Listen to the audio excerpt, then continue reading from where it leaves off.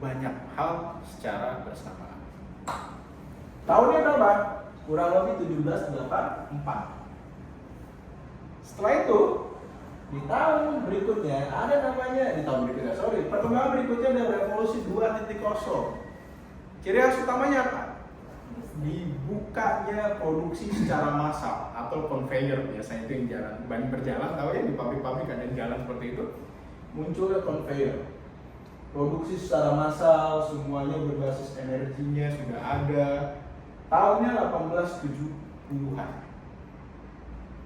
Pak, kalau saya baca beda-beda, ini estimasi tahun ya, tapi kurang lebih seperti ini. Setelah itu muncul di 1969 namanya revolusi 3.0. Munculnya apa? Chip atau komputer. Yang komputer tabung, yang komputer besar-besar dan segala macam ini. Lalu yang sekarang munculnya namanya era industri 4.0. Ciri khas utama mereka adalah bicara soal Internet of Things, Big Data, Artificial Intelligence, Computing, and Adaptive Manufacturing. Adaptive Manufacturing adalah manufacturing yang bisa berubah, adaptasinya bisa cepat. Makanya sekarang dikenal dengan hands robot, tahu? Yang robot yang bentuknya tangan cek pindah-pindah, itu yang menggantikan manusia, bukan wujudnya robot saja, tetapi itu sudah menggantikan manusia. Coba lihat di manufacturing, yang tadinya pasang baut sekarang cuma tangan yang bergerak semua segala macam yang sudah disetting. Itu namanya adaptive manufacturing. Ya. Bapak Ibu boleh lihat dari tahun sini ke sini, bagian ke sini dan ke sini. Ini tahunnya menyusut. Berkurang dari 80 misalnya ke 60, ke 40, terus lagi cuma 10 tahun. Berarti dari sini bisa lagi dong berubah ke yang 5.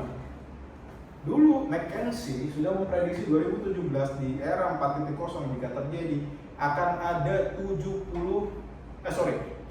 juta pekerjaan, 70 juta penduduk atau warga negara yang akan kena imbasnya soal pekerjaan. Pekerjaan akan terganti. McKinsey sudah bilang 2017. Tetapi apa yang terjadi? Jadi kan dia estimasi kurang lebih 5 tahun. Nggak nyampe 5 tahun sudah terjadi. Pernah dengar di tol ada orang yang pernah tahu pintu tol?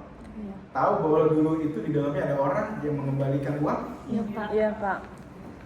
Kalau satu orang saja, satu kotak itu, ya, satu kotak gerbang tol diisi oleh 3 orang, shift pagi, shift siang, dan shift malam misalnya gitu ya. Berarti ada 3 orang. Diandaikan 3 orang punya istri semuanya atau suami, berarti dikali 2 ada 6 orang. Digantikan ini barang dengan satu yang namanya kartu. Bapak Ibu pasti punya kok tapping card. Iya. Benar nggak? Ketol kan cuma tempelin kan? Iya Pak. Terus pertanyaan 3 orang kemana? Juru makan. Terus istri anaknya gimana? Kebayang perkembangan teknologi seserem itu merubah perilaku di organisasi. Iya. Terus organisasi bilang, enggak, saya mau tetap eksis, semua harus bekerja gini-gini. Awal oke. Tiba-tiba bikin masalah banyak. Apa yang terjadi? Ganti semuanya. Kejadian enggak? Kejadian. 2 bulan lalu di Bekasi, di Jawa Barat, ada namanya PT Yinho. Pernah dengar? Enggak pernah dengar. PT Yinho memecat 3 orang karyawan. Ini kalau nggak salah contohnya ya, 3 orang. Dari 3 orang, ada yang membela 11 orang. Dia punya karyawan 1.100 orang.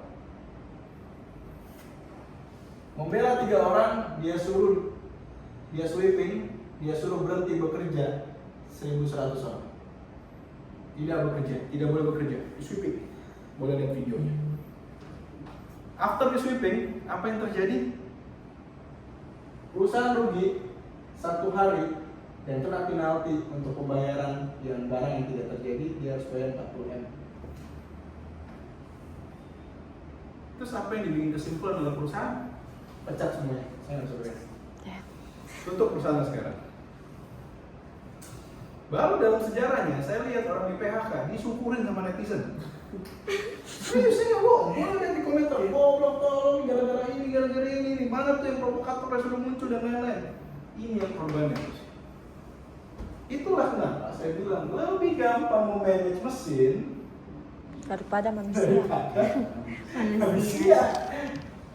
Sehingga produsen itu selalu bilang, lu kok nggak bisa diatur, lu ganti lu sama ini, bukan diganti sama manusia lain, diganti sama ini bos. Yinho, kalau nggak salah, saya susah baca Cina soalnya, ini ada perusahaan Chinese di Jawa Barat, apa Jawa, pokoknya di Jawa. Ini yang terjadi bos. Ikan. Dan komentar netizen di media sosial semua nyukurin. Syukur lo, gara-gara lo gini, buset saya bilang sekarang gini banget, ya kenapa? Udah tahu lu mau belain orang, ini mungkin salah atau tidak, ya, tapi itu korbannya. Bapak Ibu, ini saya cerita lagi. Kalau perusahaan asing investasi di sini, dia bilang saya nggak bisa bayar, saya pergi. Wah, tapi ada alat-alatnya di sini semua segala macam. Itu bisa buat bayar. Hati-hati Bapak Ibu. Kalau pengacaranya bilang itu nggak bisa dijual tanpa izin dan lain-lain, tetap aja yang korban itu adalah karyawan. Nanti kita jual dari hasil penjualan alat dan lain-lain, bisa jadi nggak dijual-jual itu alat. Hukum kita kan ngeri juga. Jadi hati-hati masalah kayak gini. Ini merubah perilaku organisasi, merubah 3 langsung gara-gara 3 ke 11 berubah semua, tutup. Sampai sekarang setahu saya tutup. Ini yang saya bilang agak-agak ekstrim. Nah,